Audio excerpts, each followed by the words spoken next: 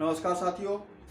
आज भारतीय इतिहास और भारतीय राज्य व्यवस्था के अंतर्गत देशी राज्यों का विलय पढ़ेंगे। तो स्वतंत्रता प्राप्ति के समय आप देखेंगे 562 और 565 देशी रियासतें थी, उनको भारत में शामिल करना था और इनका कार्यभार किनको सौंपा गया? सरदार वल्लभ भाई पटेल को। इसके लिए 22 जून 1947 ईस्वी को देशी रियासत मंत्रालय का गठन किया गया और इसको देशी रियासत को एकीकृत करने के कारण ही सरदार वल्लभ भाई पटेल को भारत का विस्मारक लौह पुरुष भी कहा जाता है।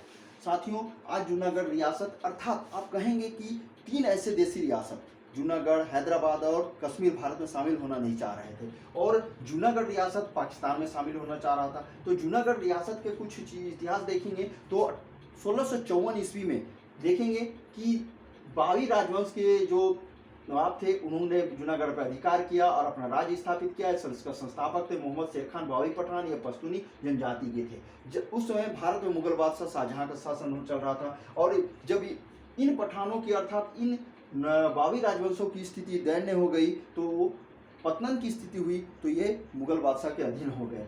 1807 ईस्वी में इस देशी रियासत ईस्ट इंडिया कंपनी के राज्य में शामिल हो गए अर्थात ये ईस्ट इंडिया कंपनी के अधीन आ गए।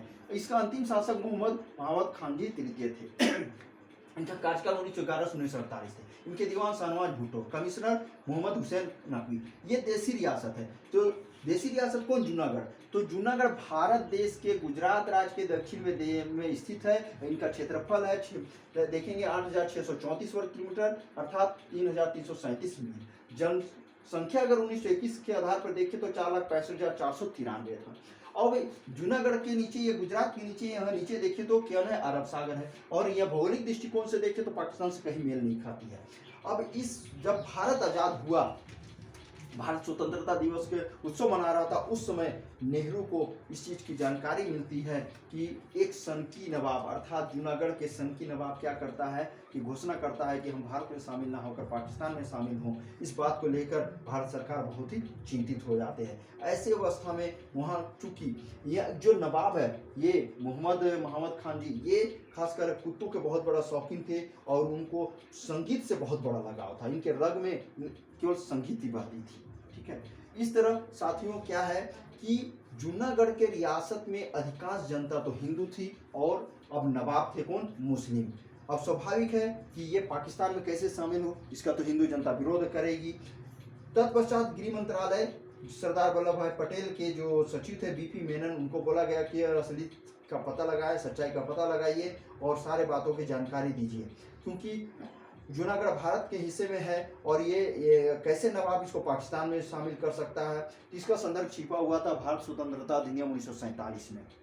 उसमें उस अधिनियम में यह बोला गया था कि भारत की ब्रिटिश व्यवस्था समाप्त हो जाएगी और जब ब्रिटिश भारत जो है उसमें भारत और पाकिस्तान 2 स्वतंत्र देश बनेंगे और साथ ही आप देखेंगे कि देशी रियासत से ब्रिटिश व्यवस्था समाप्त हो जाएगी, यानी कि लेप्स ऑफ पैरामाउंसी जो है कि प्रावधान लागू रहेगी और इसके कारण देशी रियासत भारत या पाकिस्तान में शामिल हो सकते हैं या स्वतंत्र अस्तित्व बनाए रख सकते हैं। यही कारण है जूनागढ़ के नवाब ने अपने आप को भारत में शामिल ना करके पाकिस्तान में शामिल होना स्वीकार कर लिया। जब ये बात आई आप तो देखेंगे तो सीधे गुस्से में आ गए। कौन गुस्से में आ गए? स्वाभाविक है कि भारत सरकार गुस्से में आ जाएगी। लेकिन अब देखेंगे कि प्रसिद्ध इतिहासकार मृदुला मुखर्जी ने कहा कि नेहरू को जब ये पता चला था तो बहुत ही गुस्से में आए हो गए और उनका विरोध किया, हैरान रह गए। उन्होंने कहा कि ये तो भौगोलिक दृष्टिकोण से किसी भी कीमत से जूनागढ़ पाकिस्तान से मेल नहीं खाती। ऐसे अवस्था में पाकिस्तान में इसका विलय संभव नहीं है और इन्होंने तुरंत जूनागढ़ पर अपना अधिकार करना चाहा, लेकिन उन्होंने लेप्स ऑफ पैरामाउंसी के जो प्रावधान उसके तहत उन्होंने ऐसा नहीं किया।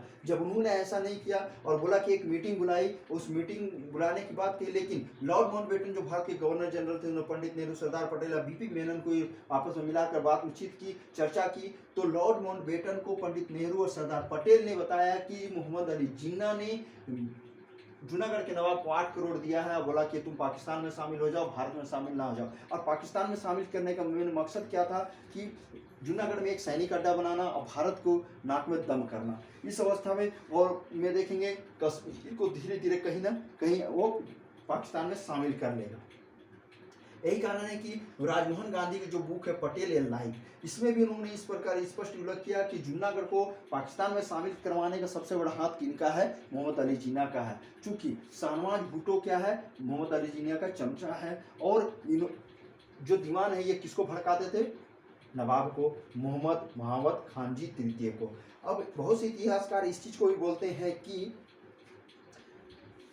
जब ये आपस में इन चुनों को, लॉर्ड माउंटबेटन, पंडित नेहरू, सरदार पटेल और बीपी मेनन की आपस में मीटिंग हुई तो सरदार पटेल ने सैनिक कार्रवाई करने की बात कही, जिसका समर्थन पीएम ने किया, लेकिन लॉर्ड माउंटबेटन ने क्या मना किया कि नहीं, तुम ऐसा नहीं कर सकते हो। आप इसलिए ऐसा नहीं कर सकते हो क्योंकि हिंदू बहुल क्षेत्र है, हिंदू बहुल क्षेत्र होने के कारण भारत इस पर अधिकार करेगा, तो पाकिस्तान भी अपने तर्क देगा, और क्यों कश्मीर में मुस्लिम अधिक है इसलिए उस पर पाकिस्तान का अधिकार बनता है। जब ये सारा बात अस्तित्व आई तो आप देखेंगे पटेल ने क्या किया, सैनिक कार्रवाई नहीं करने का निर्णय लिया, लेकिन वो चौकसी बरती। उसी समय 19 सितंबर 1947 ईस्वी को देखेंगे बीपी मेनन को जूनागढ़ भेजा गया और सारे असलियत का पता लगाने के लिए कि आखिर क्यों वो बगावत कर रहा है, क्यों भारत में शामिल नहीं होना चाह रहा है। जब बीपी मेनन ने जूनागढ़ नवाब से मिलना चाहा तो ये दीवान समाज भुट्टो बार बार उसे मना कर रहे थे, बार बार उसे बहानाबाजी बना रहे थे कि नवाब बीमार है, नवाब बीमार है। तो इस सारे पैतरा को समझ गया कौन, बीपी मेनन। जाते जाते उन्होंने नवाब को बोला, नवाब के विषय में उन्होंने जोसेफ शाहनवाज भुट्टो कहा कि आपके नवाब को अपना विचार और फैसला बदलने के लिए कहो,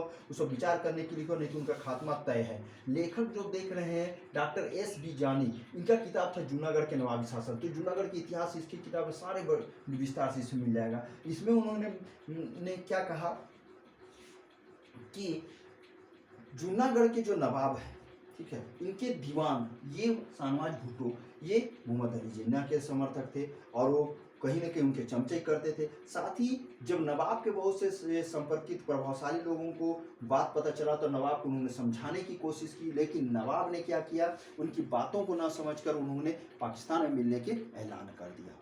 तत्पश्चात देखेंगे कि बीपी मेनन ने जूनागढ़ के छोटे छोटे बहुत से रियासत छोटे रहे होंगे, जागीरदार रहेंगे, उनको अपने पक्ष में ले लिया। अब अपने पक्ष में खड़ा कर लिया तो जूनागढ़ के जो आप देखेंगे नवाब है मोहम्मद महावत खानजी तृतीय, इन्होंने उस पर सैन्य कार्रवाई कर दी। सैन्य कार्रवाई कर दी तो पंडित नेहरू ने कहा ये तो सरासर गलत है, और खासकर पंडित नेहरू ने इसे युद्ध माना। तत्पश्चात सरदार पटेल ने कहा कि क्या नहीं, ये तो उन्होंने पहले भी किया कि आप सैनिक कार्रवाई करनी ही चाहिए, ठीक है। लेकिन 24 सितंबर 1947 ईस्वी को लॉर्ड माउंटबेटन ने नेहरू को सुझाव दिया, सलाह दिया कि आप कहाँ चल जाए, यूएन चल जाए, ठीक है। और यूएन जाने का मेन वजह क्या था, तो कहीं न कहीं भारत पाकिस्तान के बीच युद्ध को टालना, क्योंकि वो जानता था ऐसा हो तो युद्ध होगा ही। सारे बच्चों को समझते हुए पटेल ने सैनिक कार्रवाई नहीं करने का निर्णय लिया, लेकिन सैनिक घेराबंदी जूनागढ़ में प्रारंभ कर दी। फिर आप देखेंगे इसी संदर्भ में गुजरात के बहुत सारे जो काठियावाड़ के हैं और इधर के लोग हैं, वो बहुत सारे लोग कहा करते मुंबई में रहते। बीपी मेनन ने मुंबई में उन लोगों को मिला, उन्हीं में से एक प्रसिद्ध नेता थे उछरंग राय, जो एक सत्याग्रही प्रसिद्ध नेता थे। उनको उन्होंने समझाने का प्रयास किया और उसमें सफल भी रहा कि अगर जूनागढ़ को भारत में शामिल करना चाहते हैं तो आपको इसके लिए क्या करना पड़ेगा, स्वयं लड़ाई लड़नी पड़ेगी, अपनी जंग स्वयं लड़नी पड़ेगी। और साथ ही उछरंग राय ने क्या किया कि जूनागढ़ के नवाब को समझाने का प्रयास किया, लेकिन वो असफल रहे और कहीं न कहीं उस पाकिस्तान में शामिल होने का ही बात कही और किसी तरह उसका फैसला को बदल नहीं सका। इसी समय काठियावाड़ के जो नेता, प्रसिद्ध नेता थे श्यामल दास गांधी, इन्होंने आरजी हुकूमत एक गुट बनाया और इनके नेतृत्व में आरजी गुट के लोगों ने क्या किया, जूनागढ़ के रियासत के लिए मोर्चा खोल दिया। उनका मकसद था जूनागढ़ के प्रजा को स्वतंत्रता दिलाना, आज़ादी दिलानी। ऐसी अवस्था में आप देखेंगे आरजी हुकूमत के जो अनुयायी थे और यहाँ के जनता आपस लामबंद हुए और जूनागढ़ रियासत में उन्होंने क्या किया, घुस गए। अंदर जैसे गए उसे ही आप देखेंगे कि जो शासक था मोहम्मद या नवाब था मोहम्मद महावत खानजी तृतीय, ये डर के मारे पाकिस्तान भाग गए। यहाँ तक कहा जाता है कि अपने बीवी बच्चों को छोड़कर वो सोना चांदी लेके पाकिस्तान भाग गए। अब सारा जूनागढ़ का उत्तरदायित्व किस पर आ गया, दीवान शाहनवाज भुट्टो पे। इन्होंने क्या किया, पुलिस कमिश्नर मोहम्मद हुसैन नकवी से मिलकर ये जो आरजी हुकूमत के लोग थे और जनता थे उन पर बल प्रयोग करने लगे। अब इसका दुष्परिणाम हो गया कि सारे जूनागढ़ क्या हो गया, सुनापन, रियासत सुनापन हो गया। कहीं ना कहीं आप देखेंगे कि इस रियासत की स्थिति कैसी हो गई, चारों तरफ उजाड़ हो गया, वीरान हो गया। अब दीवान शाहनवाज भुट्टो की स्थिति बड़ी गड़बड़ हो गई। ऐसी स्थिति में जब स्थिति विपरीत हो गई तो शाहनवाज भुट्टो ने पाकिस्तान से सहयोग मांगे, जरूर मांगेगा, उनका चमचा जो था। अब जब सहयोग मांगा तो उन्होंने मुंह फेर लिया, किसने, जीना ने। अब इसके पास कोई विकल्प नहीं बचा था। सोचा कि अब तो डर के मारे इसका कोई हालत नहीं, अब हमको सरेंडर करना ही पड़ेगा, नहीं तो फिर हमारी जान चली जाएगी। ऐसी अवस्था में शाहनवाज भुट्टो ने भारत सरकार से अपील की कि आप क्या कीजिए, आइए भैया हम क्या करते हैं, सरेंडर करते हैं। अब सर्वेंट नहीं करना तो कोई उपाय नहीं बच रहा है। ऐसी अवस्था में 9 नवंबर 1947 ईस्वी को आप देखेंगे विलय पत्र पर हस्ताक्षर किया, नहीं विलय हो जाता है किनका, जूनागढ़ का। लेकिन ऐसे ही विलय नहीं होता है, जनमत संग्रह होती है 20 फरवरी 1948 ईस्वी को। अब 20 फरवरी 1948 को जनमत संग्रह हुई। इस जनमत संग्रह में अब देखेंगे, चूंकि हम लोग जानते हैं जूनागढ़ हिंदू बाहुल क्षेत्र, हिंदू बाहुल क्षेत्र स्वाभाविक कोई भारत में शामिल होना चाह रहा था, पाकिस्तान में नहीं, तो यहाँ के जो आबादी के लोग थे कम से कम 1,90,870 व्यक्तियों ने भारत में शामिल होने के पक्ष में अपना मतदान दिया, और मात्र 91 अर्थात 91 ऐसे लोग थे जो पाकिस्तान में शामिल होने के पक्ष में अपना मत दिया। इस तरह साथियों, देसी रियासत के विलय में जूनागढ़ रियासत को भारत में शामिल कर लिया गया। किस आधार पे, जनमत संग्रह के आधार पे। ये एग्जाम में क्वेश्चन आया हुआ है। तो साथियों, ये बहुत अच्छी तरह से एक छोटी सी वीडियो आप तक पहुंचाने की मैंने कोशिश किया है। तो ये वीडियो आपको कैसी लगी साथियों, अवश्य कमेंट करें, शेयर करें, लाइक करें, सब्सक्राइब करें। और सब्सक्राइब करने में साथियों कोई कंजूसी ना करें, कोई इसके लिए पैसा नहीं लगता है। वीडियो कम से कम देखिए, आप समझें और इस पर निर्णय लें। नमस्कार।